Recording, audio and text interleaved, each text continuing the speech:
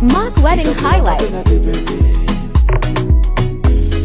Ukazango yesa kunisia za kupengeza misala iwe kutesa ine kukuloza zanga chete wasasa yesa kunisia